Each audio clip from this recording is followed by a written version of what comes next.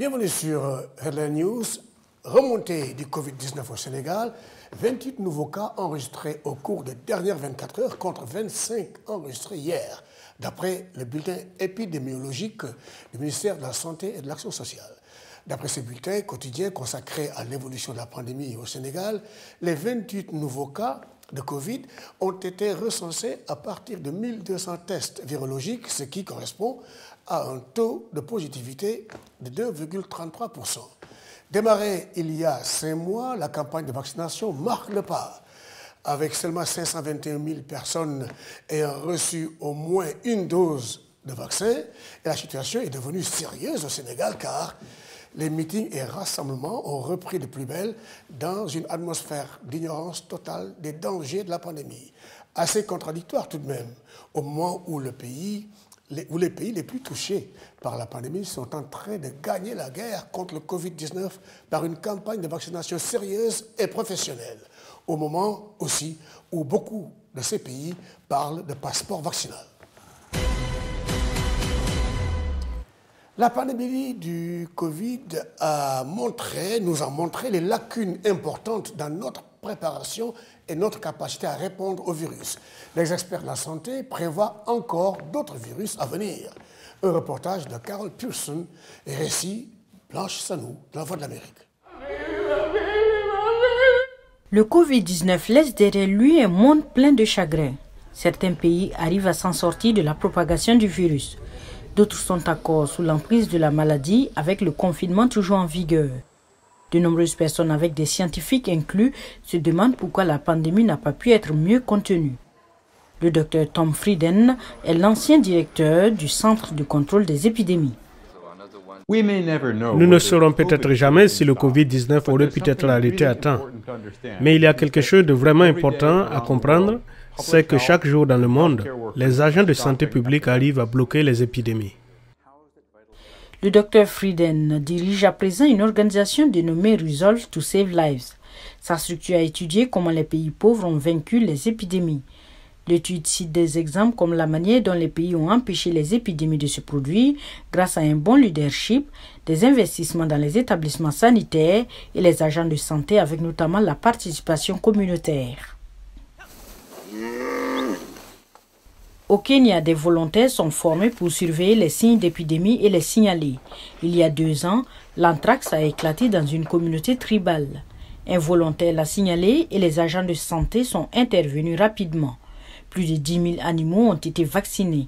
Cette épidémie a été stoppée à temps.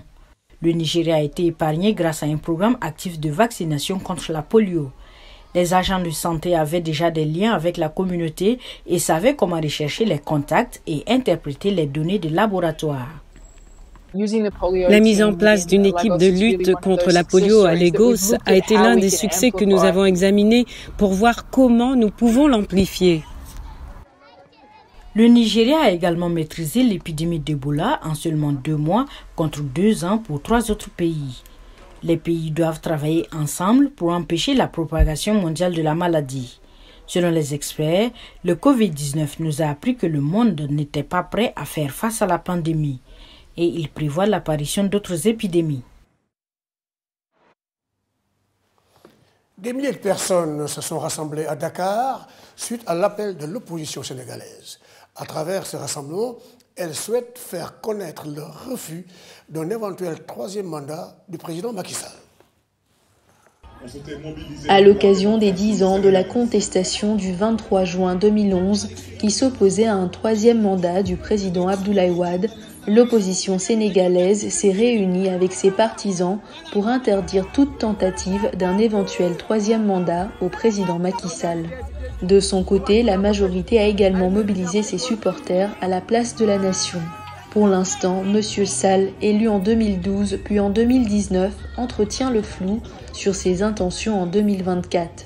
Une situation qui suscite la colère de certains Sénégalais.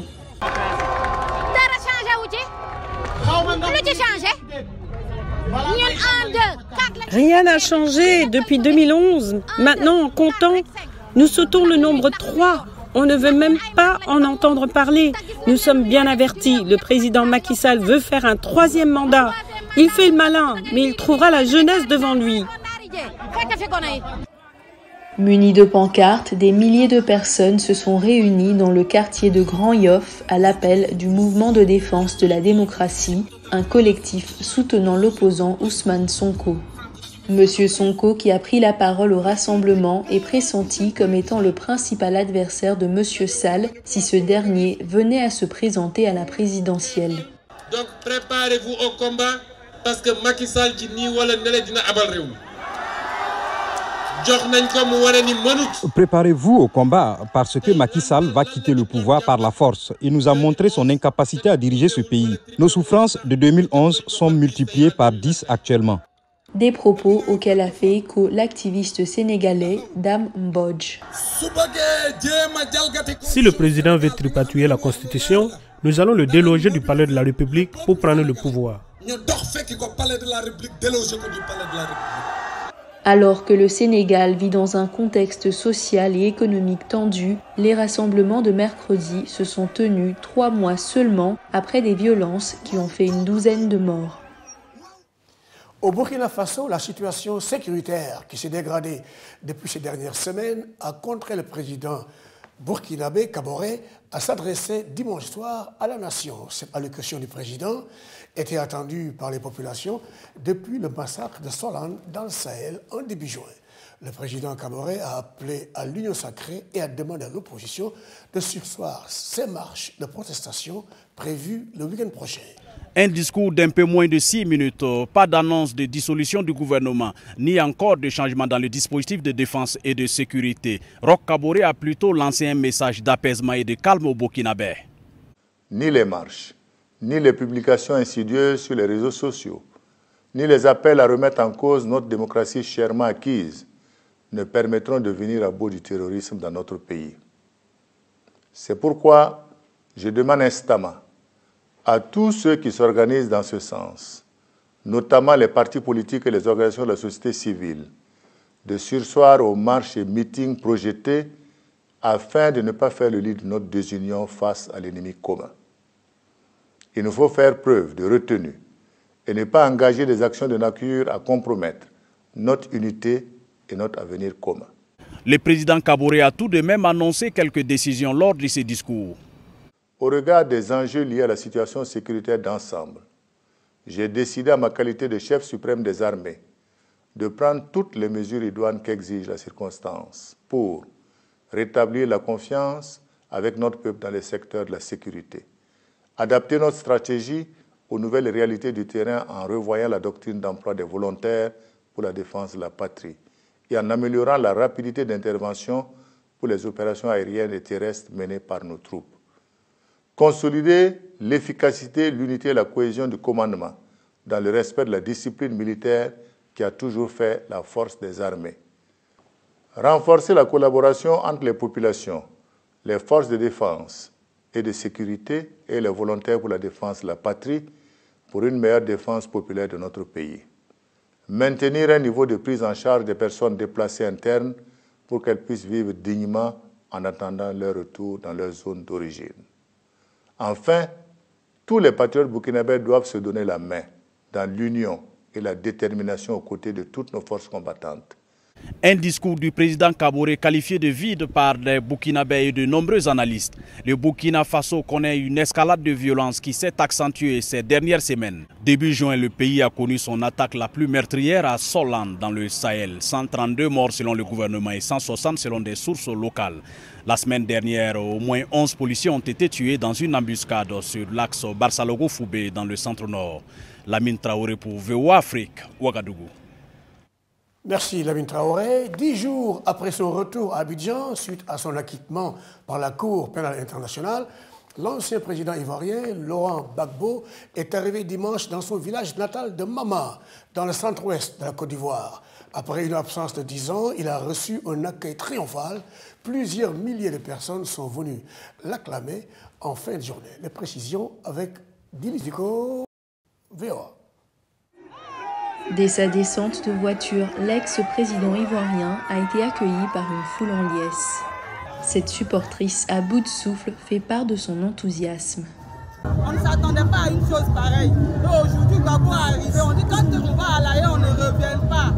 Et ça a été une grâce pour nous. Le président est revenu, il est revenu dans son village. Aujourd'hui, nous sommes dans la joie. On va danser jusqu'à même...